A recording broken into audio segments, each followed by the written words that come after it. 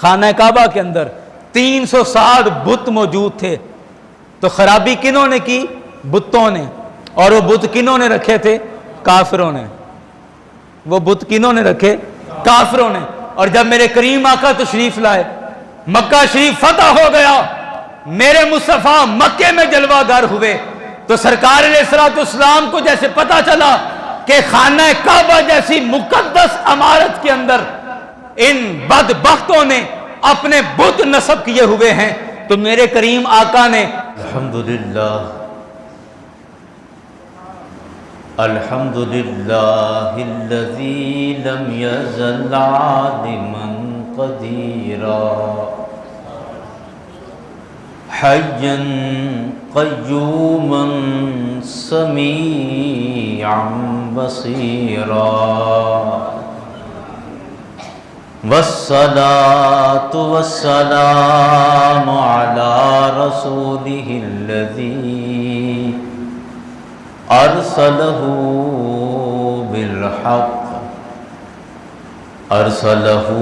بالحق بشيرا ونذيرا وعلى آله وأصحابه كثيرا كثيرا أما بعد فأعوذ بالله من الشيطان الرجيم بسم الله الرحمن الرحيم فإنك لا تسمع الموتى صدق الله العظيم إن الله وملائكته يصلون على النبي يا أيها الذين آمنوا صلوا عليه وسلموا تسليما صلی اللہ علیہ حبیبہ محمد وآلہ وسلم الصلاة والسلام علیک یا رسول اللہ صلی اللہ علیہ حبیبہ محمد وآلہ وسلم الصلاة والسلام علیک یا حبیب اللہ سیدو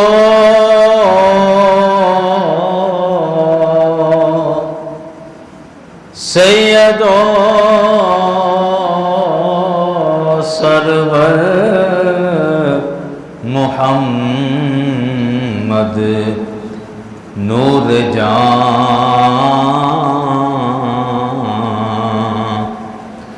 سیدو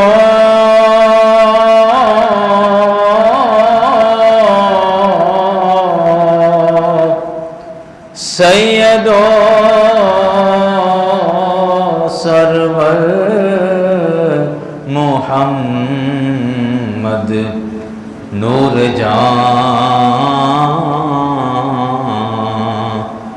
مہتر و بہتر شفیع مجرمان شاہباز شاہباز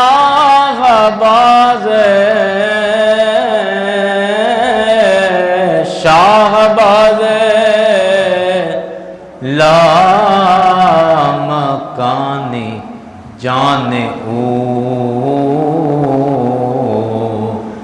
رحمت للعالمین در شان او مظہر نور جمال مصطفیٰ خواجہ عالم غلام مرتضیٰ قرۃ العین غلام مرتضیٰ خواجہ نور محمد باصفا.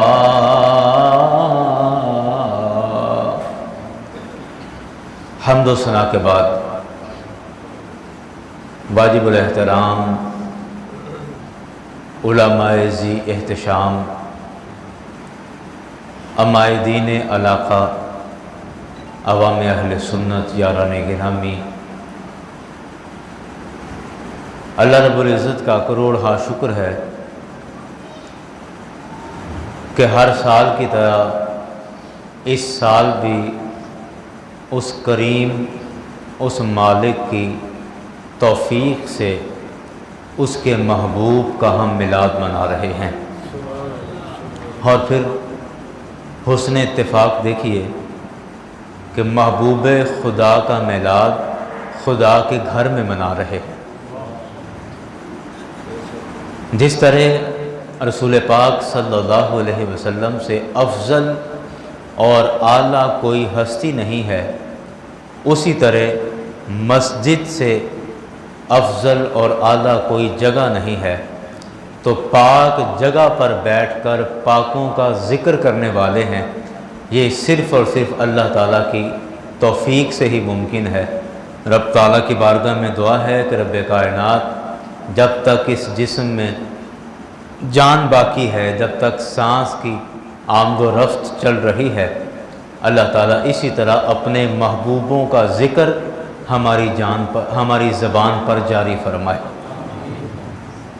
سامعین ذی وقار، زندگی اور موت اللہ تعالیٰ کی پیدا کردہ ہے. جس طرح زندگی رب تعالیٰ دیتا ہے، اس کی عطا کردہ ہے، بالکل اسی طرح موت بھی رب تعالیٰ ہی دیتا ہے اور اسی کی پیدا کردہ ہے. لیکن زندگی اور موت کی کشمکش، زندگی اور موت کا فلسفہ، زندگی اور موت کا آپس میں تعلق ہر دور میں لوگ سمجھنے کی کوشش کرتے رہے، اپنی عقل اور دانست کے مطابق اس کی وضاحت بھی کرتے رہے، اور ہر زمانے میں اس پر گفتگو ہوتی رہی. زندگی کیا ہے؟ بعض دفعہ سمجھ آتی ہے کہ سانس کے آنے جانے کا نام شاید زندگی ہے، اور سانس کے رک جانے کا نام موت ہے. کسی حد تک یہ بات بھی درست ہے. کبھی محسوس ہوتا ہے کہ دل کی دھڑکن کے چلنے کا نام زندگی ہے، اور دل کی دھڑکن کے تھم جانے کا، رک جانے کا نام موت ہے. یہ بھی بات سمجھ آتی ہے. کبھی محسوس ہوتا ہے کہ چلتے پھرتے رہنے کا نام زندگی ہے، اور چارپائی پہ لیٹ جانے کا نام موت ہے. اگرچہ سانس چل رہی ہے لیکن وہ بندہ مرے جیسا ہی ہے، چل پھر نہیں سکتا، حرکت نہیں کر سکتا. تو ہر دور کے اندر زندگی اور موت کا فلسفہ بیان ہوتا رہا ہے. زندگی کے بارے گفتگو ہوتی رہی، موت کے بارے گفتگو ہوتی رہی. لیکن قرآن پاک نے ان تمام تر فلسفوں کے ساتھ ساتھ ایک اور عجیب سی وضاحت کی ہے زندگی اور موت کے حوالے سے. قرآن پاک نے ایک جگہ پر، ایک مقام پر، جن کی سانس کی آمد و رفت رک جائے، یا جن کے دل کی دھڑکن رک گئی، جن کا چلنا پھرنا رک گیا، جن کو زیر زمین دفن بھی کر دیا گیا، قرآن نے ایک مقام پر ان کو زندہ کہا ہے. ان کو حیرت ہو رہی ہے نا کہ وہ تو سانسیں رک گئی، اس کی دھڑکن بند ہو گئی، اس کا جنازہ بھی پڑھ لیا گیا، اس کو زمین تلے دفنا بھی دیا گیا، قبر بن گئی اس کی. لیکن قرآن کہہ رہا ہے کہ وہ زندہ ہیں، قرآن کہہ رہا ہے کہ ان کی زندگی باقی ہے۔ بلکہ ایک دوسرے مقام پر قرآن نے یوں بھی کہا کہ بل عند ربہم یرزقون، کہ اپنے رب کے ہاں ان کو رزق بھی دیا جاتا ہے، اور ان کو مردہ گمان نہ کرو۔ دوسرے سپارے میں جیسے رب کائنات، مشہور آیت مبارکہ، رب کائنات نے فرمایا کہ جو میری راہ میں قتل کر دیے جائیں، جو میری راہ میں شہید ہو جائیں، ان کو تم مردہ نہ کہو، ان کو تم میت نہ کہو، بل احیاء ولکن لا تشعرون، بلکہ وہ زندہ ہیں لیکن ان کی زندگی کا تمہیں شعور نہیں ہے، تمہیں پتہ نہیں ہے کہ ان کی زندگی کیسی ہے، البتہ وہ زندہ ہے۔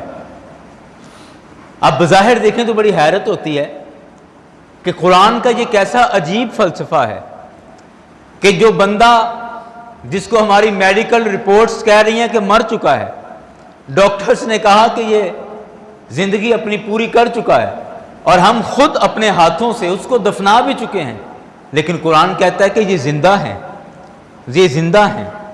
اور قرآن پاک کے اندر ہی ایک اور مقام پر ان لوگوں کے بارے بھی بات کہی گئی کہ جو چلتے پھرتے ہیں، کھاتے پیتے ہیں، بات چیت بھی کر رہے ہیں، اٹھ بیٹھ بھی رہے ہیں، اپنا کام کاج بھی کر رہے ہیں، کاروبار بھی کر رہے ہیں، گھر بھی آ رہے ہیں، باہر بھی جا رہے ہیں، اپنے سارے معاملات بھی چلا رہے ہیں، ساری زندگی کے معاملات ان کے چل رہے ہیں، جس طرح ایک عام انسان کے معاملات چلتے ہیں اسی طرح ان کے بھی چل رہے ہیں۔ لیکن قرآن نے ان کے متعلق ایک عجیب بات یہ بھی کہہ دی، فرمایا فَإِنَّكَ لَا تُسْمِعُ الْمَوْتَى، اے حبیب آپ ان مردوں کو اپنی بات نہیں سنا سکتے۔ تو اب یہاں پر ایک عام انسان ایک عجیب سی کشمکش میں آ جائے گا، ایک عجیب سے اضطراب میں اور بھنور میں آ جائے گا کہ مولا یہ بات کیا ہے کہ ایک طرف تو وہ لوگ تھے کہ جو زندگی پوری کر چکے، جو دنیا سے چلے گئے، لیکن تیرا فرمان آیا کہ وہ زندہ ہیں، اور دوسری طرف ہم ان لوگوں کو دیکھ رہے ہیں کہ جو زندگی کے سارے معمولات جن کے چل رہے ہیں، کھا پی رہے ہیں، اٹھ بیٹھ رہے ہیں، سارا کچھ جن کا چل رہا ہے، لیکن اپنے حبیب کو یا اللہ تو نے فرمایا کہ آپ ان مردوں کو اپنی بات نہیں سنا سکتے۔ تو یہ فلسفہ کیا ہے؟ پھر زندگی اور موت کا چکر کیا ہے؟ اللہ اکبر، اللہ اکبر۔ یہ زندگی کیا ہے؟ موت کیا ہے؟ ہم جسے زندہ سمجھ رہے ہیں، اے اللہ تو نے اس کو مردہ کہہ دیا، اور ہم جس کو مردہ سمجھ رہے تھے، یا اللہ تو نے ان کو زندہ فرما دیا۔ تو اصل زندگی کیا ہے؟ یاران گرامی، ان ساری آیات کا خلاصہ یہ ہے کہ اصل زندگی مصطفیٰ کے قریب ہونے کا نام ہے۔ میں عرض کرتا ہوں یہ کیسے کہ اصل زندگی مصطفیٰ علیہ السلام کے قریب ہونے کا نام ہے، اور موت مصطفیٰ علیہ السلام سے دور ہو جانے کا نام ہے۔ زندگی مصطفیٰ کے قریب ہو جانے کا نام ہے، اور موت میرے آقا سے دور ہو جانے کا نام ہے۔ اور یہ بات کہ وہ شہداء جو میدان جنگ میں شہید ہو گئے، زندگی ختم ہو گئی، لیکن قرآن نے ان کو زندہ کہا کہ یہ زندہ ہیں۔ زندہ کیوں کہا؟ کہ وہ اگرچہ اپنی دنیا کی مہلت پوری کر چکے ہیں، لیکن ساری زندگی مصطفیٰ کے نام پر گزار دی، یا کم از کم مصطفیٰ کے نام پر اپنی جان قربان کر گئے ہیں۔ اپنی جان کا نذرانہ دے کر وہ مصطفیٰ کے اتنا قریب ہو گئے ہیں، اتنا قریب ہو گئے کہ جس مصطفیٰ کی وجہ سے اللہ نے کائنات کو زندگی عطا فرمائی ہے، جو بندہ اس نبی کے قریب ہو جائے گا اس کو موت نہیں آئے گی، بلکہ وہ بھی زندہ اور تابندہ رہے گا۔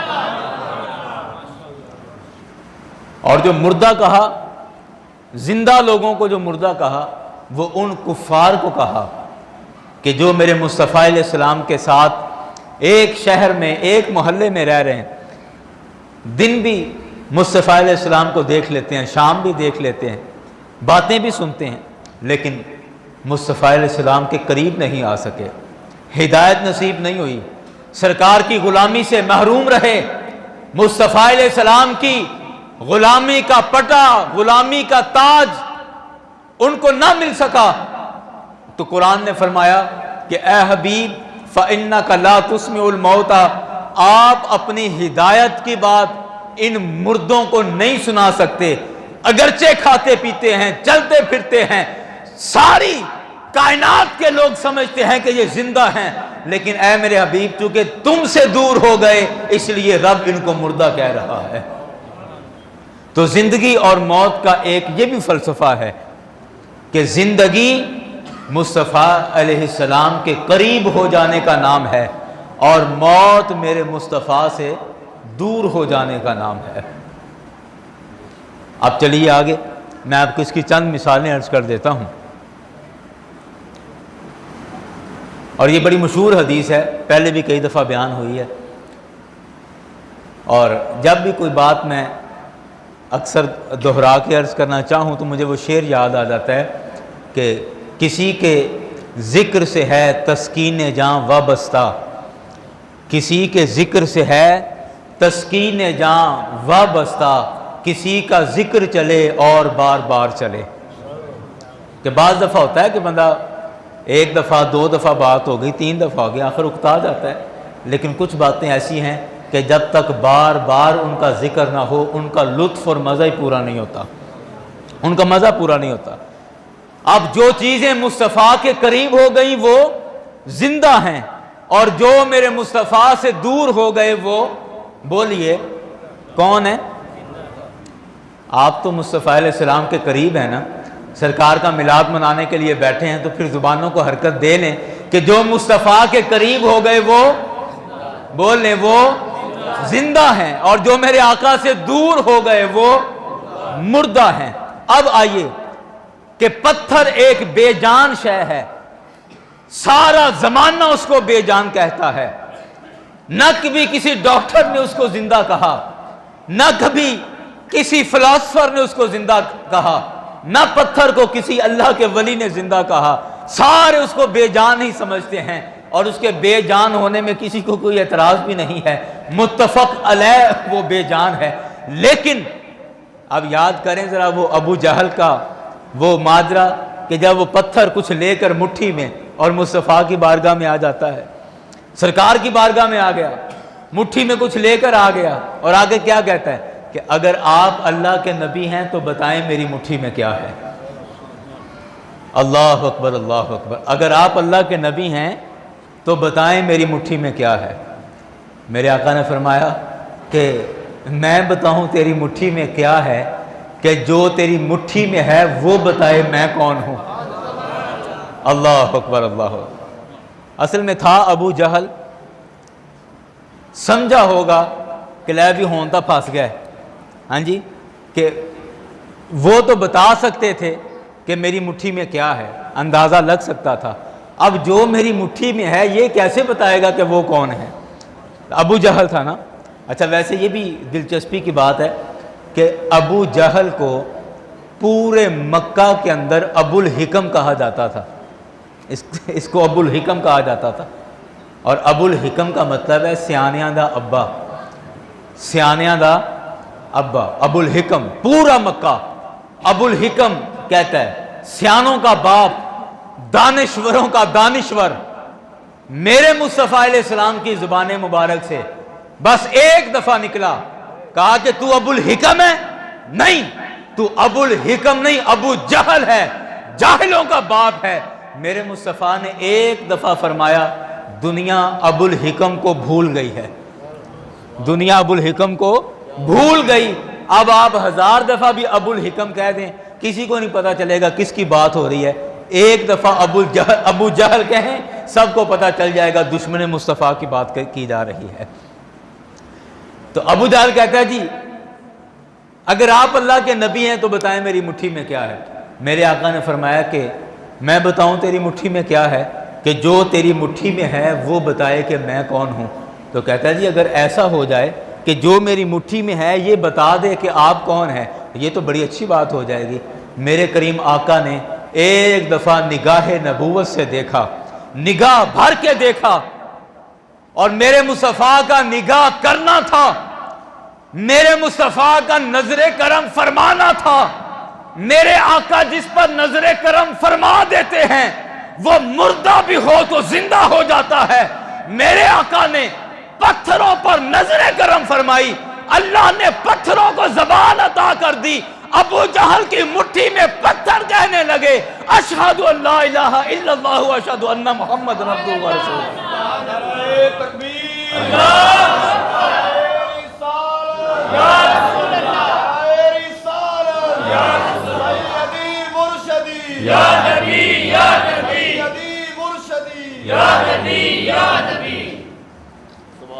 تو جو شے میرے مصطفیٰ کے قریب ہو جاتی ہے، جو شے میرے مصطفیٰ کے قریب ہو جاتی ہے، آقا کی نگاہ میں جو آ جاتی ہے، کہا نا تیرا علاج نظر کے سوا کچھ اور نہیں. نظروں سے بڑے بڑے علاج ہو جاتے ہیں، نظروں سے بڑی بڑی بیماریاں ختم ہو جاتی ہیں صرف نظر سے. فقط نگاہ سے ہوتا ہے فیصلہ دل کا، نہ ہو نگاہ میں شوخی تو دل بری کیا ہے. نگاہ فقر میں شان سکندری کیا ہے، خراج کی جو گدا ہو وہ کیسری کیا ہے. اللہ اکبر اللہ اکبر. میرے مصطفیٰ کا نظر کرم فرمانا تھا کہ اللہ نے ان پتھروں کو زندگی عطا کر دی، ان پتھروں کو حیات بخش دی. تو زندگی کیا ہے؟ میرے مصطفیٰ کے قریب ہو جانے کا نام ہے.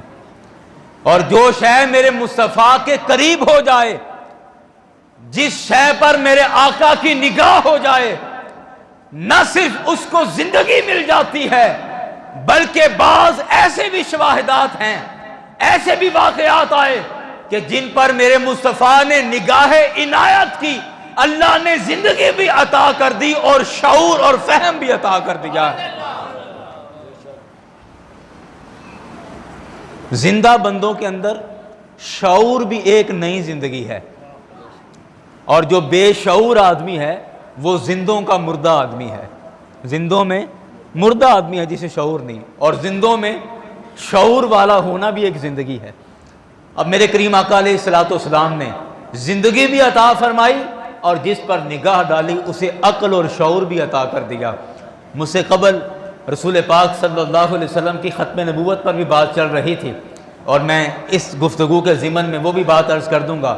ایک دیہاتی، ایک بدو گاؤں دیہات سے میرے مصطفیٰ کی بارگاہ میں آتا ہے. اب دیکھیے جس پر میرے آقا کی نگاہ ہوتی ہے اللہ کیسے شعور عطا کرتا ہے. وہ دیہاتی مصطفیٰ کی بارگاہ میں آ گیا، تھیلا ہاتھ میں پکڑا ہوا ہے کپڑے کا یا کسی شے کا بھی، اور آ کر اب دیہاتی، اب اس کو کون سمجھائے کہ بات کیسے کرنی ہے، اس کا اپنا ہی لہجہ ہے، اپنی ہی دنیا میں مست ہو کے بولتا ہے. آ کے سرکار کو بڑی بے تکلفی میں کہتا ہے کہ میں نے سنا ہے آپ اللہ کے نبی ہیں، اعلان نبوت کیا ہوا ہے، اور آپ کہہ رہے ہیں کہ میں اللہ کا نبی. سرکار نے فرمایا اللہ نے مجھے اپنا نبی بنا کر بھیجا. کہہ رہے ہیں کہ جو میرے تھیلے میں ہے اگر یہ مجھے کہہ دینا کہ آپ اللہ کے نبی ہیں تو میں مان جاؤں گا آپ اللہ کے نبی ہیں. جو بھی میرے تھیلے میں ہے یہ بتا دے کہ آپ کون ہیں تو میں مان جاؤں گا کہ آپ اللہ کے نبی ہیں. میرے کریم آقا صلی اللہ علیہ وسلم نے فرمایا کہ یہ تو بات ہی کوئی نہیں. میرے کریم آقا نے اس کے ہاتھ میں موجود تھیلے پر نگاہ عنایت، نگاہ کرم فرمائی. میرے مصطفیٰ نے جب نگاہ بھر کے دیکھا تو اس تھیلے میں ایک جانور تھا، گوہ جس کو کہتے ہیں، گوہ کا ایک جانور اس کے تھیلے میں تھا. اس نے حرکت کی، تھیلا ہاتھ سے چھوٹ گیا، اور وہ گوہ کا جانور تھیلے سے باہر آ کے کہتا ہے، میرے اپنے الفاظ ہیں کہ اس جانور نے کہا جس کا مفہوم ہے کہ تو یہ بات کرتا ہے کہ میں بتاؤں کہ یہ کون ہے، میں تمہیں یہ بھی بتاتا ہوں کہ یہ کون ہے، اور میں یہ بھی بتاتا ہوں کہ ان کا مقام اور مرتبہ کیا ہے. تو یاد رکھ اللہ نے ان کو اپنا نبی بنا کر بھیجا ہے، اور صرف نبی نہیں بلکہ میں گواہی دیتا ہوں کہ اللہ نے ان کو خاتم النبیین کا تاج عطا دیا ہے.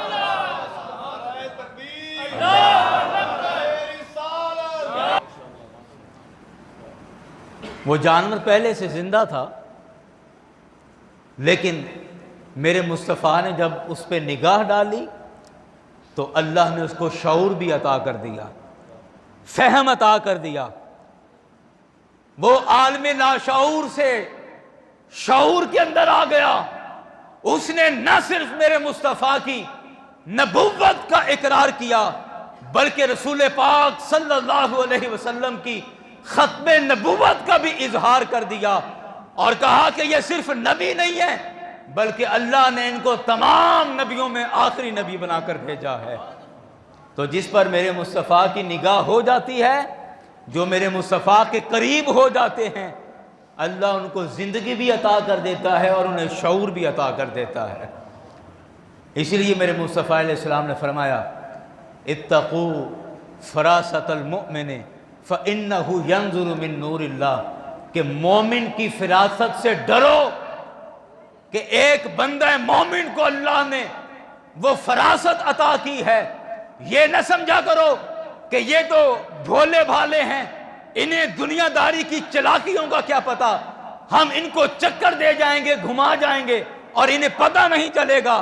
فرمایا کہ مومن کی فراست سے ڈرو کہ بندہ مومن اللہ کے نور سے دیکھ لیا کرتا ہے، کہ مصطفیٰ کے قرب کی وجہ سے اللہ نے اس کے دماغ کو، اس کی عقل کو وہ شعور عطا کر دیا ہوتا ہے کہ وہ تمہارے پس پردہ معاملات کو بھی دیکھ لیا کرتا ہے۔ اللہ اکبر، اللہ اکبر۔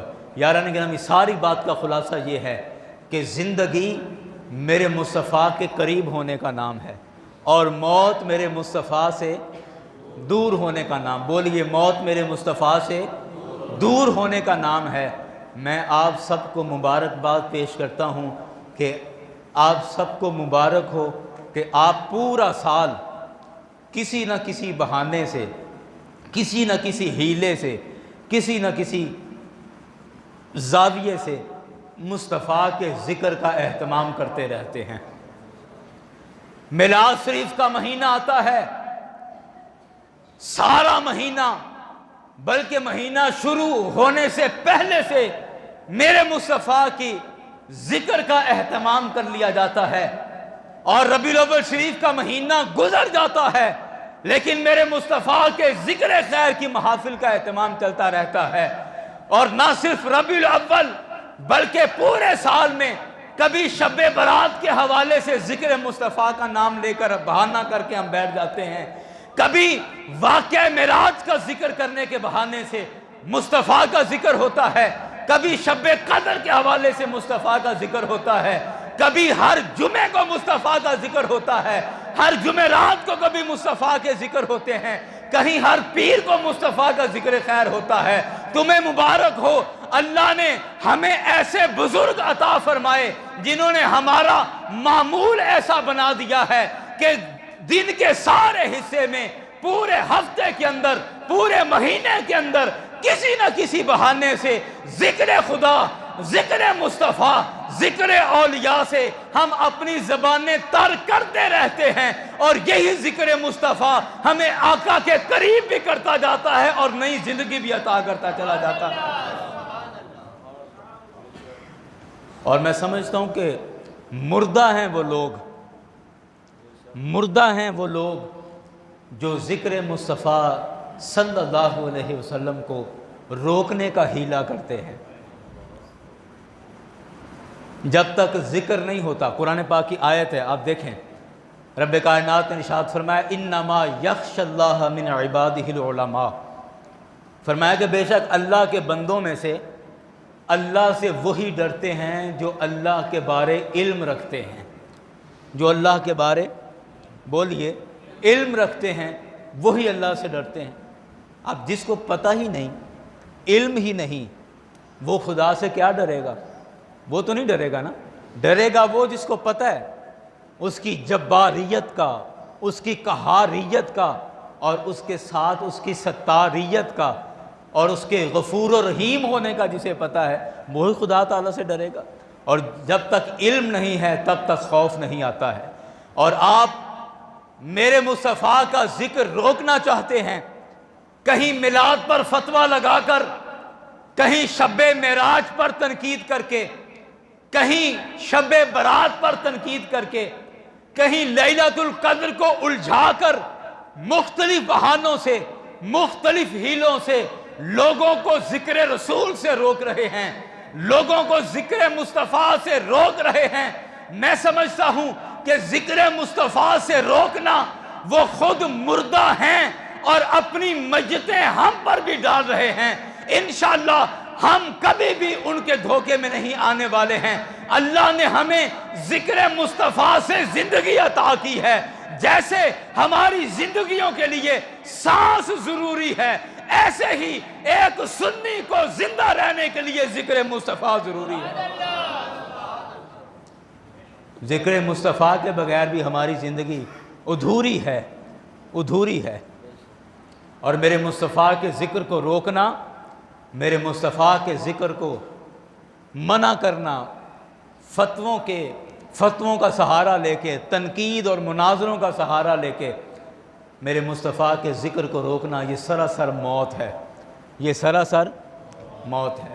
یاران گرامی، میں کچھ ایک دو ایسے سوالات آپ کے سامنے رکھنا چاہ رہا ہوں جو آج کل بہت زیادہ عام ہیں، اور ہمارے اکثر احباب ان سوالات میں الجھ جاتے ہیں کہ بات کوئی نکھر کے سامنے نہیں آتی اور ہم اس میں پریشان ہو جاتے ہیں۔ مثال کے طور پہ ایک بڑا مضبوط جال ہے، وہ جال کیا ہے کہ صاحب آپ جو مصطفیٰ علیہ السلام کے میلاد پر اتنا خرچہ کرتے ہیں، سرکار علیہ السلام کے میلاد شریف کی محافل پر جو اتنا خرچہ آتا ہے، صرف ایک ملک کا اگر ایسٹیمیٹ لگائیں تو وہ کروڑوں اربوں میں چلا جائے گا۔ اتنا خرچہ، اتنا پیسہ خرچ ہوتا ہے میلاد شریف پر، تو آپ یہ پیسہ غریبوں میں کیوں نہیں تقسیم کرتے؟ یہ پیسہ آپ یتیموں میں تقسیم کیوں نہیں کرتے؟ اس پیسے سے آپ بیواؤں کی مدد کیوں نہیں کرتے؟ اسی پیسے سے آپ یتیم بچیوں کی شادیاں کیوں نہیں کرتے؟ اس پیسے سے اس سال بڑا یہ ٹرینڈ چلا کہ آپ اس پیسے سے سیلاب زدگان کی مدد کریں، اس دفعہ میلاد شریف کا سارا پیسہ وہاں جمع کروائیں اور ان کی مدد کے اندر خرچ کریں۔ اور یہ ایسے جال ہیں کہ ہم اکثر ان سوالات پر خاموش ہو جاتے ہیں، کیونکہ وہ بھی نیکی کا کام ہے اور یہ بھی نیکی کا کام ہے، اور ہم ڈبل مائنڈڈ ہو جاتے ہیں، ہم متذبذب ہو جاتے ہیں، مضبوط فیصلہ نہیں کر پاتے کہ اب کیا کیا جائے۔ بات تو یہ بھی ٹھیک کہہ رہا ہے اور بات وہ بھی ٹھیک ہے، دونوں پاس سے درست باتیں، اب ہم جائیں تو کدھر جائیں؟ یاران گرامی، میں بڑے تحمل کے ساتھ اور بڑے سکوت اور ٹھہراؤ کے ساتھ یہ بات کر رہا ہوں کہ اگر کوئی آپ کے سامنے کوئی عقل مند آدمی یہ اپنی سیانت جھاڑتا ہے اور اپنا یہ فلسفہ آپ کے سامنے پیش کرتا ہے، تو آپ اس سے کم از کم ایک سوال پوچھ لیں۔ آپ اس سے پوچھیں کہ تم مجھے بتاؤ کہ غریبوں کی مدد کرنا، یتیموں کے سر پہ ہاتھ رکھنا، بیواؤں کی مدد کرنا، یہ سارا کچھ تمہیں سکھایا کس نے ہے؟ نہیں سمجھے آپ؟ کہ کہا جا رہا ہے کہ آپ میلاد شریف کا پیسہ ان لوگوں پر خرچ کریں، غرباء پر، یتیموں پر، بیواؤں پر خرچ کریں۔ تو سوال یہ پیدا ہوتا ہے کہ ان غریبوں پر خرچ کرنا، بیواؤں کی مدد کرنا تمہیں سکھایا کس نے ہے؟ یہ تعلیمات کس کی ہیں؟ یہ بتایا کس نے ہے؟ تو یقیناً لا محالہ یہی کہا جائے گا کہ یہ ساری کی ساری میرے مصطفیٰ کی تعلیمات ہیں، یہ سب کچھ آقا نے ہمیں سکھایا ہے۔ تو میں ہاتھ باندھ کے عرض کرتا ہوں کہ بڑی سمجھداری کے ساتھ مجھے بتاؤ کہ میرے مصطفیٰ کی تعلیمات پر عمل کرنے کا تو کہہ رہے ہو، لیکن میرے مصطفیٰ کے ذکر کو روکنا چاہ رہے ہو، کہ مجھے بتاؤ کہ میرے مصطفیٰ کے ذکر کو روک کر تم آقا کی تعلیمات پر کیسے عمل کر سکتے ہو؟ نہیں سمجھے بات؟ کہ آقا کا ذکر روک کر، کہ ذکر نہ ہو، میلاد شریف بند کر دو، معراج شریف بند کر دو، شب قدر بند کر دو، یہ سارا کچھ ختم کر دو، مصطفیٰ کا ذکر روک کر آپ چاہتے ہیں کہ مصطفیٰ علیہ السلام کی تعلیمات پر عمل ہو جائے، غریبوں کی مدد کی جائے، یتیموں کی مدد کی جائے، سرکار کی تعلیمات پر عمل ہو جائے، لیکن ذکر نہ ہو۔ آپ مجھے بتائیں کہ ذکر کو روک کر فکر کو کبھی زندہ رکھا جا سکتا ہے؟ نہیں رکھا جا سکتا۔ اگر فکر زندہ رکھنی ہے تو اس کے لیے ذکر برقرار رکھنا پڑے گا۔ جب تک ذکر نہیں ہوگا کبھی فکر پر عمل نہیں ہو سکتا۔ بالکل اسی طرح کہ خدا سے وہی ڈرے گا جو خدا کے بارے میں علم رکھتا ہے، تو میرے مصطفیٰ کی تعلیمات پر وہی عمل کرے گا جس کو میرے مصطفیٰ کے بارے علم ہوگا، اور مصطفیٰ کا علم تبھی ہوگا جب مصطفیٰ کا ذکر بڑھ چڑھ کے کیا جائے گا۔ مصطفیٰ علیہ السلام کا ذکر، اب بولو تو صحیح یار، یا پھر وہ پہلیاں گلاں ہی صحیح سن؟ ہاں جی، اللہ اکبر اللہ اکبر۔ میں آپ کو اسی جواب کو تھوڑا اور آسان کر کے دوسرے انداز میں آپ کو سمجھاتا ہوں، ممکن ہے کہ آپ کے ذوق کی یہ موافقت ہو جائے، مطابقت ہو جائے۔ اور آسان کر دیتا ہوں اسی جواب کو، کہ ہمیں کہا جاتا ہے کہ میلاد شریف کا پیسہ غریبوں پر خرچ کریں، لیکن آپ لوگوں نے دیکھا ہوگا، ہر بندہ سوشل میڈیا استعمال کرتا ہے، آپ نے دیکھا ہے کہ سیلاب زدگان کے اندر اس سال اربوں روپیہ خرچ کیا گیا۔ مختلف تنظیموں نے اپنی اپنی بساط اور توفیق کے مطابق ان میں مال خرچ کیا ہے۔ میں خدا کی قسم کھا کے کہتا ہوں کہ آپ آج بھی ریکارڈ نکال کر دیکھ لیں، آپ سارا حساب کر کے دیکھ لیں، ان غریبوں پر، بے سہارا لوگوں پر، بے گھر لوگوں پر، انہی لوگوں نے اپنا مال خرچ کیا ہے جو لوگ میرے مصطفیٰ کے میلاد پر بھی مال خرچ کر رہے ہیں۔ اب بات سمجھ آئیے آپ کو؟ ہاں جی، کہ اربوں روپیہ ان لوگوں نے ان سیلاب زدگان کے اندر تقسیم کیا جو دن رات میرے مصطفیٰ کا میلاد بھی مناتے ہیں۔ میرے مصطفیٰ کا میلاد منانے والے جنہیں تم کہہ رہے تھے کہ اپنا پیسہ ادھر نہ خرچ کرو، انہوں نے سرکار کا میلاد بھی منایا ہے اور سرکار کی تعلیمات پر بھی عمل کر کے دکھایا ہے۔ اب نکالو ذرا ریکارڈ، حساب کر کے بتاؤ، کوئی بندہ ثابت کرے کہ سرکار کا میلاد نہ منانے والے اور میلاد سے منع کرنے والوں نے کیا خرچ کیا ہے وہاں پر، اور کتنی رقمیں وہاں پر بھیجی ہیں۔ یاران گرامی، جو بندہ سرکار کے نام پر جسے خرچ کرنے کی عادت ہوگی وہی سرکار کے کام پر خرچ کرے گا۔ جسے سرکار کے نام پر خرچ کرنے کی توفیق نہیں ہے وہ سرکار کے کام پر بھی خرچ نہیں کر سکتا۔ اللہ اکبر اللہ، یہ اپنی اپنی توفیق کی بات ہے۔ اور دوسرے معنوں میں، اچھا اب یہ دلچسپی کے لیے آپ کا ذوق اور بحال ہو جائے گا، تقریباً کچھ سن 80-81 کی بات ہے، ہمارے راجہ جنگ کے ایک چوک میں عید میلاد النبی کے جلوس کے موقع پر میرے والد بزرگوار حضرت علامہ صاحبزادہ محمد منظور احمد مرتضی رحمۃ اللہ علیہ، آپ کو کسی نے پرچی لکھ کے یہی سوال لکھ کے بھیجا کہ جی لوگ کہہ رہے ہیں کہ آپ یہ سارا جو یہاں پر پیسہ خرچ کرتے ہیں یہ غریبوں میں خرچ کریں۔ تو حضرت نے ماشاءاللہ جو جواب دیا، میں اکثر کہتا ہوں کہ ان کا جواب ان کے قد کاٹ کے حساب سے تھا، اور وہ جواب شاید میں اپنی طرف سے دوں تو ہمیں نہیں جچتا یا نہیں جچے گا، وہ جواب انہی کو جچتا تھا جو انہوں نے دیا۔ انہوں نے کہا کہ ٹھیک ہے کہ ہمارا سارا پیسہ تو ربیع الاول شریف پہ لگ جاتا ہے، ہمارا سارا مال تو ادھر خرچ ہو جاتا ہے، تم تو میلاد نہیں نہ مناتے، کم از کم تمہارا تو پیسہ محفوظ ہے نا، تو مجھے ذرا بتاؤ کہ تم سال میں کتنی بچیوں کی شادیاں کرتے ہو؟ مجھے ذرا لا کے دو نا، پرچی لا کے دو کہ تم پورے راجہ جنگ کے اندر ہمارے پورے علاقے میں کہ ایک سال میں کتنی یتیم بچیوں کی شادیاں کرتے ہو، مجھے ذرا حساب کتاب لا کے دو کہ کتنے گھروں کے اندر راشن پہنچاتے ہو، تمہارا تو کم از کم پیسہ محفوظ ہے، ہمارا چلو ادھر لگ گیا۔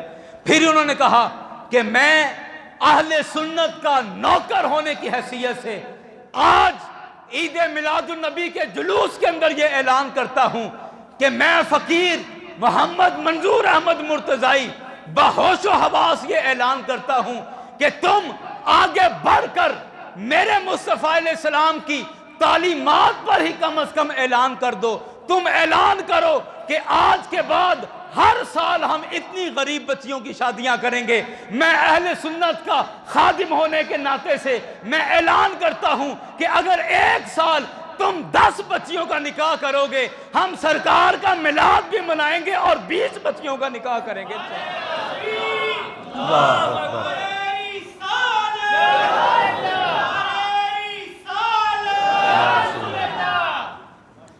اب تو بات کافی حد تک سمجھ آ گئی ہوگی کہ میرے مصطفیٰ کے ذکر پر جو خرچ نہیں کر سکتا وہ کبھی میرے مصطفیٰ کے فکر پر بھی خرچ نہیں کر سکتا ہے۔ अल्लाह अकबर, अल्लाह अकबर। अब आइए एक और, अभी पिछले दिनों ये बड़ा शोशा उड़ा और इस पर बड़े एतराज़ात और बड़ी बातें की गई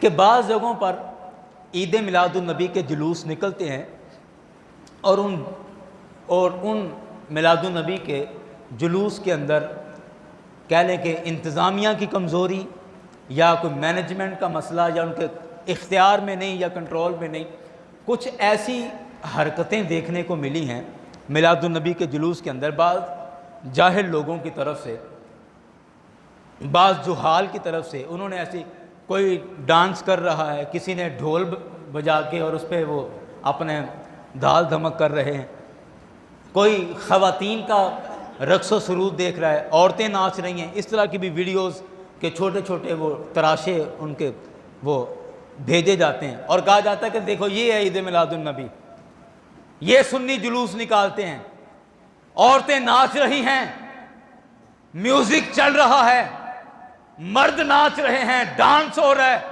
रक्स व सुरूद की पार्टीज हो रही हैं और इसको ये मिलादुन्नबी कहते हैं, ये ईद मिलादुन्नबी है।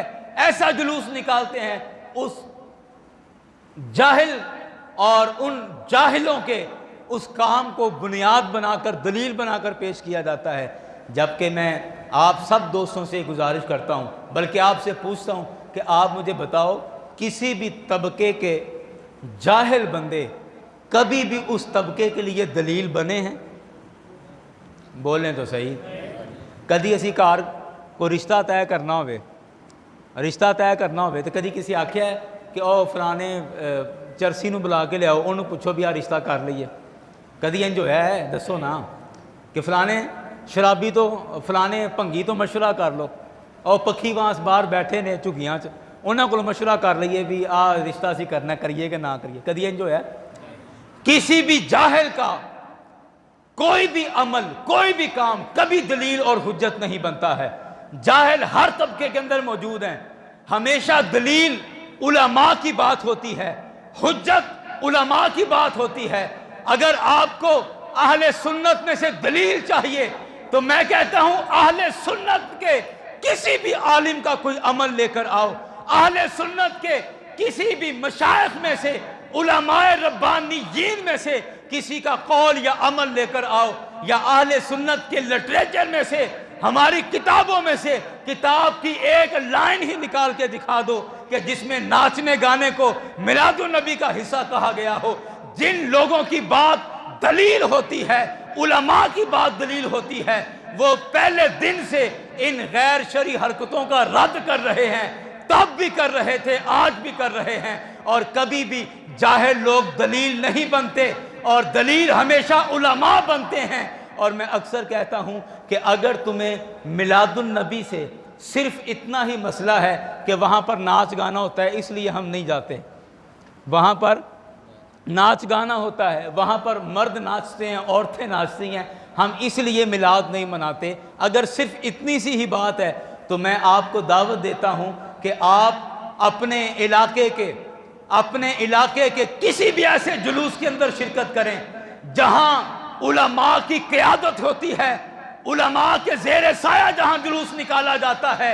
आप कम अज़ कम ऐसे जुलूस में शिरकत कर लें, वहां दूर दूर तक ना म्यूजिक नजर आएगा, ना गाना बजाना नजर आएगा, ना नाचना नजर आएगा। अगर सिर्फ नाचने से तुम्हें मसला है, गाने बजाने से मसला है, तो पूरे पाकिस्तान के अंदर 95%, 98% ऐसे जुलूस हैं जो मुस्तफ़ा पर दुरूद सलाम करते हुए निकलते हैं, मेरे आका की नाते पढ़ते हुए जुलूस निकलते हैं। आप कम अज़ कम उनके अंदर शिरकत कर लें, वहाँ तो म्यूज़िक नहीं चल रहा, वहाँ तो नाच गाना नहीं है, वहाँ कम अज़ कम शामिल हो जाएं। मैं कहता हूँ ये मरने से मर जाएंगे, कभी जुलूस मुस्तफ़ा के अंदर शिरकत नहीं करेंगे। और दरअसल ये मसला नाच गाने का नहीं है, मसला उसी मौत का है जिस मौत का कुरान ने जिक्र किया है कि ये मुस्तफ़ा से जितने दूर होते जा रहे हैं उतनी इनको मौत पड़ती जा रही है, मरते चले जा रहे हैं, मर रहे हैं और जिंदगी से दूर होते जा रहे हैं। और उसी का नतीजा है कि ये लोगों को भी जिक्र मुस्तफ़ा से रोकना चाहते हैं। लेकिन जिनको अल्लाह ने अपने हबीब के करीब कर दिया, جن پر میرے مصطفیٰ کی نگاہ پڑ گئی ہے، جو آقا کی نگاہ کرم میں آ چکے ہیں، وہ اپنے خون کے آخری قطرے تک بھی مصطفیٰ کا میلاد منانا نہیں چھوڑیں گے۔ اللہ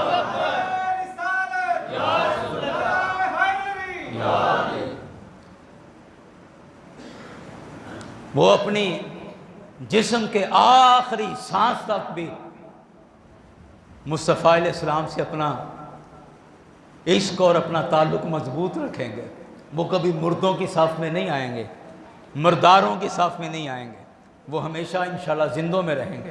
ہاں، خرابیاں اگر کہیں ہو جائیں تو وہ ہمارا حق ہے کہ ہم ان خرابیوں کی نشاندہی کریں اور ان خرابیوں کو دور کیا جائے، اور ہو رہا ہے، دور کیا جا رہا ہے۔ جہاں کوئی غیر اخلاقی حرکت دیکھی جاتی ہے اس کی بھرپور مذمت کی جاتی ہے، اسے ہر ممکنہ کوشش کی جاتی ہے کہ اس حرکت کو آئندہ نہ دہرایا جائے۔ اور آپ مجھے بتائیں کہ اگر کسی خرابی کی وجہ سے یا خرابیوں کی وجہ سے کبھی بھی نیک عمل نہیں چھوڑے جاتے، نیک کام نہیں چھوڑے جاتے۔ مسجد کے اندر میں آپ سے یہ سوال پوچھتا ہوں، بڑا سادہ سا دلچسپ سا سوال، کہ مسجد کے اندر خدا نخواستہ کتا آ جائے، جانور ہے، دروازہ کھلا تھا، آ گیا، مسجد کے اندر کتا آ گیا، تو آپ کیا کرو گے؟ کتا بھگاؤ گے کہ مسجد گراؤ گے؟ ہاں جی بولو جی۔ میں کہا کئی بندے سوچ رہے ہیں سانوں کے لگے مولوی صاحب کی ڈیوٹی جو مرضی کرے، ہاں جی، کہ مسجد میں اگر کتا آ جائے تو کیا کریں گے؟ مسجد گرائیں گے کہ کتا بھگائیں گے؟ کتا بھگائیں گے۔ کیوں؟ کیونکہ مسجد تو پاک جگہ ہے، مسجد تو اللہ کا گھر ہے، یہ تو مقدس جگہ ہے، مبارک جگہ ہے، اور جو خرابی اس میں آئی ہے اس خرابی کو ختم کیا جائے گا۔ اس خرابی کی وجہ سے اللہ کا گھر نہیں گرایا جائے گا، اس خرابی کی وجہ سے اچھے کام کو ختم نہیں کیا جائے گا۔ اور اس کی مثال میں آپ کو سرکار کی حیات تجربہ سے دیتا ہوں کہ جب مکہ شریف فتح ہوا اور میرے کریم آقا مکہ شریف تشریف لائے تو خانہ کعبہ سے مقدس کوئی جگہ ہے؟ بولیں نا، نہیں، خانہ کعبہ سے مقدس کوئی جگہ ہے نہیں۔ خانہ کعبہ مبارک جگہ، مقدس جگہ، اللہ کا گھر ہے، میزاب رحمت ہے، وہاں پر بہت سارے فضائل ہیں، اور اس پاک گھر کے اندر کافروں نے کتنے بت رکھے تھے؟ 360 بت خانہ کعبہ کے اندر موجود تھے۔ خانہ کعبہ کے اندر 360 بت موجود تھے۔ تو خرابی کنہوں نے کی؟ بتوں نے۔ اور وہ بت کنہوں نے رکھے تھے؟ کافروں نے۔ وہ بت کنہوں نے رکھے؟ کافروں نے۔ اور جب میرے کریم آقا تشریف لائے، مکہ شریف فتح ہو گیا، میرے مصطفیٰ مکے میں جلوہ گر ہوئے، تو سرکار علیہ السلام کو جیسے پتا چلا کہ خانہ کعبہ جیسی مقدس عمارت کے اندر ان بدبختوں نے اپنے بت نصب کیے ہوئے ہیں، تو میرے کریم آقا نے خانہ کعبہ کو گرانے کا حکم نہیں دیا، بلکہ ان بتوں کو وہاں سے دفع کیا ہے۔ وہ بت گرائے ہیں، ان بتوں سے خانہ کعبہ کو پاک کیا، بت وہاں سے باہر نکالے اور بتوں کو وہاں سے اکھاڑا ہے۔ تو میرے کریم آقا کا عمل بھی یہ بتا رہا ہے، میرے کریم آقا کی تعلیمات یہ کہہ رہی ہیں کہ اگر کسی نیک کام کے اندر کوئی خرابی آ جائے تو اس خرابی کی وجہ سے نیک کام نہیں چھوڑنا، بلکہ اس خرابی کو دور کرنا ہے، اس خرابی کو دور کرنا ہے۔ تو اگر چونکہ بہت زیادہ مجمع ہوتا ہے اور ہر طرح کا بندہ مجمع کے اندر موجود ہوتا ہے، ہر نظریے کا بندہ ہوتا ہے، تو اگر کوئی خرابی کہیں آتی ہے تو اس خرابی کو درست کرنا ہے، اس کی بہتری کی طرف کوشش کرنی ہے، اس خرابی کی وجہ سے کبھی بھی اچھے کام کو نہیں ترک کرنا، اچھے کام کو نہیں چھوڑنا ہے۔ تو یاران گرامی، میرے مصطفیٰ کا میلاد ایسا میلاد ہے کہ ایسا یہ ذکر ہے، ایسی یہ فکر ہے کہ یہ انشاءاللہ قیامت تک درجہ بدرجہ بڑھتا چلا جائے گا، یہ ذکر قیامت تک بڑھتا چلا جائے گا، اور اس کو روکنے والے خود رک جائیں گے، ختم ہو جائیں گے۔ میرے مصطفیٰ کا چرچا کبھی ختم نہیں ہوگا۔ اور جو میں بات جس مضمون کو میں لے کے چلا تھا کہ مصطفیٰ کے قریب ہونا زندگی ہے اور میرے آقا سے دور ہو جانا موت ہے۔ اللہ تعالیٰ سے دعا ہے کہ اللہ کرے کہ ہم ساری زندگی زندہ رہیں، ساری زندگی، بات سمجھ رہے ہیں، ساری زندگی زندہ رہیں اور اللہ ہمیں مرنے کے بعد بھی زندہ رکھے، مرنے کے بعد بھی زندہ رکھے، کہ جب تک زندہ ہیں مصطفیٰ کے قریب رہیں، میرے آقا کی نگاہ عنایت میں رہیں، دنیا سے چلے بھی جائیں تو مصطفیٰ کی نظر کرم میں رہیں، مصطفیٰ کے نظر عنایت کے سائے میں رہیں۔ یہ اللہ تعالیٰ سے دعا کریں، اور جب سرکار کی نگاہوں میں ہوں گے تو پھر انشاءاللہ قبر بھی کچھ نہیں کہتی، قبر کے منزلیں بھی انشاءاللہ آسان ہوں گی اور حشر کی منزلیں بھی آسان ہوں گی۔ میں محض دعائیہ کلمات کے لیے ایک ربائی آپ کے سامنے پیش کرتا ہوں، اور امید ہے کہ آپ کا ذوق، آپ کا ایمان اس سے تازہ ہوگا، اور میرے ساتھ آپ مل کے پڑھ لیں گے تو چلو اور مجھے بھی تھوڑی آسانی ہو جائے گی، اس نظریے کے ساتھ کہ یہ محض شعر نہیں بلکہ ہمارے اس ذوق کی ترجمانی ہے کہ جس ذوق کو پوری گفتگو کے اندر آپ نے سنا، اور کہنے والے نے اپنی محبت کا اظہار کیا، کہتا ہے یہ یاد جانی تیرے قول سچے، یہ یاد جانی تیرے قول سچے، قول یاد رکھی قولاں والے آوے، تیری شان دا کوئی نہ نظر آیا، تیری شان دا کوئی نہ نظر آیا، سارا جگ جہان میں پالیا وے، تیری شان دا کوئی نہ نظر آیا، آقا تیری شان دا کوئی نہ نظر آیا، تیری شان دا کوئی نہ نظر آیا، سارا جگ جہان میں پالیا وے، اور تیرے ہوندیاں لکھ لحاظ حسن، تیرے ہوندیاں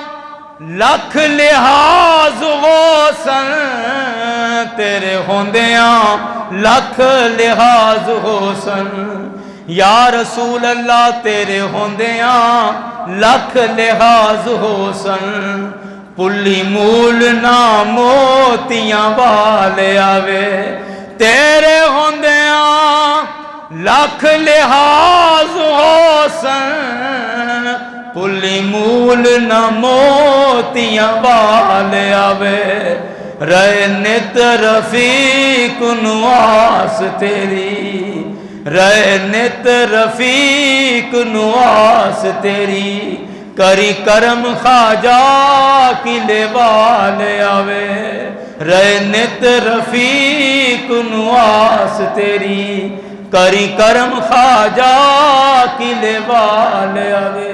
میرے مصطفیٰ دے ہوندیاں بڑے لحاظ ہو جان گے، دنیا دے اندر بھی تے آخرت دے اندر بھی، اس لیے سرکار دا ذکر کردے رہو، کردے رہو، کردے رہو، تاکہ سرکار دی اسی نگاہ چ رہیے۔ جدو سرکار دی نگاہ چ رہاں گے تے دنیا چ بھی لحاظ ہون گے، تے انشاءاللہ قبر دے اندر بھی لحاظ ہون گے، تے حشر چ بھی لحاظ ہو جائے گا۔ اور جڑے مصطفیٰ تو دور نے وہ زندگی تا جویں دی بھی لنگھا لن گے، لنگھا لن، لیکن نہ قبر چ لحاظ ہونا ہے تے نہ حشر چ، تے مصطفیٰ دے ہوندیاں ہی لحاظ ہونا ہے۔ اور ان دا ایک ہی طریقہ ہے کہ سرکار دا ذکر کردے رہو۔ جدو سرکار دا ذکر کردے رہن دی عادت بن جائے گی تے پھر جدو فرشتے قبر جا کے پوچھن گے نا کہ ما کنت تقول فی ھذا الرجل، کہ ایس ذات دے بارے دنیا چ کی کہندا ہوندا سیں، تے جے دنیا چ سرکار دا نام لین دی عادت ہوئے گی تے دس دیاں گے جی اے کہندے ہوندے ساں۔ جے دنیا دے اندر سرکار دے ذکر دی عادت ہوئے گی تے کہاں گے نا جی کہ اے کہندے ہوندے ساں، تے جے دنیا چ سرکار دا ذکر روک دے رہے کدی کسے بہانے نال کدی کسے فتوے نال، تے پھر قبر چ جدو فرشتے پوچھیا بھی اے ذات دے بارے دنیا چ کی کہندا سیں، تے پھر ظاہری گل جو کہندا رہے گا وہی کہنا پئے گا۔ پھر کہے گا اتنے قبر چ جی میں تو کہنا سا بڑے بھرا ورگے ہی نے، جی میں تو دنیا چ کہندا رہا کہ بس پنڈ دے چودھری ورگی عزت کر لو، بس اینی بڑی، میں تو کہندا رہا جی بس ڈاکیے جنی حیثیت سی اس تو زیادہ کوئی نہیں، توبہ استغفار نعوذ باللہ نعوذ باللہ، میں کہندا رہا جی انہاں دا نماز سے خیال آ گیا تے نماز ٹوٹ جانا، اے سارے خیال ہی نے جو دنیا چ کہندے رہنے وہ انشاءاللہ قبر چ بھی وہی کہن گے۔ اور تانوں مبارک ہوے کہ اسی جو دنیا چ کہہ رہے ہیں انشاءاللہ قبر چ بھی یہی گل کران گے کہ جدو فرشتے پوچھیا نا کہ اے ذات دے بارے دنیا چ کی کہندا سیں، میں سمجھنا اور میں خدا دی قسم کھا کے کہنا کہ محمد مصطفیٰ دے غلام اوتھے راضی ہو جان گے، خوش ہو جان گے کہ ہور کام دی گل آئی جائے، اور سینہ چوڑا کر کے کہیں گے کہ اے ذات دے بارے ساری زندگی محمد الرسول اللہ کہندے رہے ہیں، یا رسول اللہ، یا حبیب اللہ کہندے رہے ہیں، لبیک یا رسول اللہ کہندے رہے ہیں، تاجدار ختم نبوت کہندے رہے ہیں، اور ایسے ذات نو یا ایوہ المدثر کہندے رہے ہیں، یا ایوہ المزمل کہندے رہے ہیں۔ اے ذات دے بارے دنیا چ کی کہندا رہا سے، اور اسی کہاں گے، اسی کہندے رہے ہیں محمد سید الکونین والثقلین والفریقین من عرب و من عجمی۔ دنیا چ اے ذات دے بارے کی کہندا ہوندا سے، تے پھر میں کہنا میرے یاراں نے طریقت کم از کم سینہ کھول کے کہیں گے کہ سونیا اے ذات دے بارے تو سانو سبق پڑھایا گیا سی، اور ہر رات پچھلی پیرے اٹھ کے کیا گیا سی کہ پچھلی رات جدو سارے سو جن ادو اٹھ کے پڑھنا ہے۔ کی پڑھنا ہے؟ احمد خاص حبیب خدا دا، احمد خاص حبیب خدا دا، احمد خاص حبیب خدا دا، سرور دوہاں جہاناں دا، احمد خاص حبیب خدا دا، احمد خاص حبیب خدا دا، هو الحبیب الذی ترجا شفاعتہ لکل حول من الاحوال مقتحمین۔ او حبیب خدا دا جیڑا کرے شفاعت خلقاں دی، ہر سختی تے مشکل ویلے یاری کردا اندر غم، احمد خاص حبیب خدا دا، سرور دوہاں جہاناں دا، احمد خاص حبیب خدا دا، سرور دوہاں جہاناں دا، جنہ بندیاں وچ سرداری، جنہ بندیاں وچ سرداری، سید اندر عرب و عجم۔ انشاءاللہ سرکار دے ذکر دی عادت رہ گئی تے پھر قبر دیاں منزلہ بھی آسان ہو جان گیاں، اتھے جواب دینا بھی سوکھا ہو جائے گا۔ اس لیے اللہ دی بارگاہ چ دعا ہے کہ اللہ تعالیٰ اے مختلف ہیلیاں تے بہانیاں نال سرکار دا ذکر کردے رہن دی توفیق عطا فرمائے، اور جنہیں اللہ نے توفیق دیتی ہے اے توفیق اللہ تعالیٰ اسی طرح عطا فرمائے رکھے۔ جویں ذکر کرنے ہیں ایویں کردے رہیے، آخری دم تک کردے رہیے، آخری ساہ تک کردے رہیے، اور ایویں ساہ پورے ہو جان، اس تو بڑی کوئی کامیابی نہیں ہے۔ رب کائنات مصطفیٰ علیہ السلام دی غلامی چ موت نصیب فرمائے، ایمان تے خاتمہ فرمائے، وما علینا الا البلاغ۔